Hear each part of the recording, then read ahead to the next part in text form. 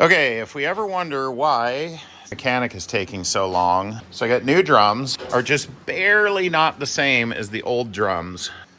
All right, this box does not sound too good inside, so I want to record unboxing this thing. Let's get the tape off of here. See where one of the axles came through the box right there. Should say the flange of the axle. Box is still sealed shut. Yeah, let's see if we can. Oh boy, it came with the pressed on bearings already on them. Interesting. Okay then, they already have the wheel studs pressed in too, which is nice. Things always take longer, and why your mechanic is taking so long. This is a rear end out of a 60 Impala, and it's a frame off restored car. So a few things. First of all, you got to clean every part or get all new hardware and make everything look like it's new, and most of it is new. The old drums, this one's missing a big chunk right there. They're damaged, and they're, I don't know, what is the math on that? They're 60 years old, 70 years old, I don't know. They're old. So I got new drums, and the new drums, let me back up, are just barely not the same as the old drums. Let me get some light on this. Do you see the light colored marks here? You can see it right here. That's because the drum is hitting the powder coated backing plate.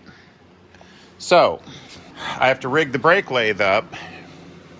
I know the place is a total mess right now. I'm in the middle of sorting and put up new shelving, but I digress. So what I have to do is I have to actually machine this lip. Is about 3/32 of an inch taller than the original drum was. So I got to re-rig my brake lathe to not cut the drum like it's supposed to. I got to cut the face right here. I have to cut this off to make that drum match the original one and have it clear the backing plate.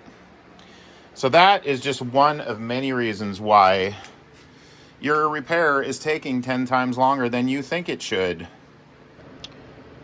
And this is another reason why most places don't even want to do restoration type work. You end up spending 10 times longer and getting paid the same. And it sucks. This is pretty ugly, but it's working.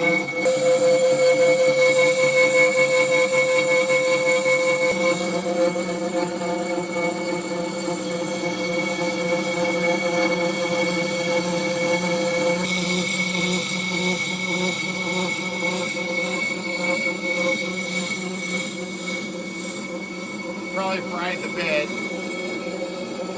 but it did make a pass.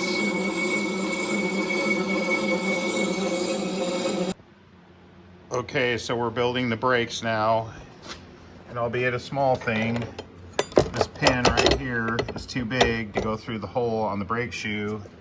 And keep in mind, this is 65-year-old stuff, and so it's no surprise when stuff doesn't fit exactly. But yeah, this guy right here, I just got to drill that hole out a little bit. And again, not a big deal, but it all just adds time to the equation of putting this old stuff together.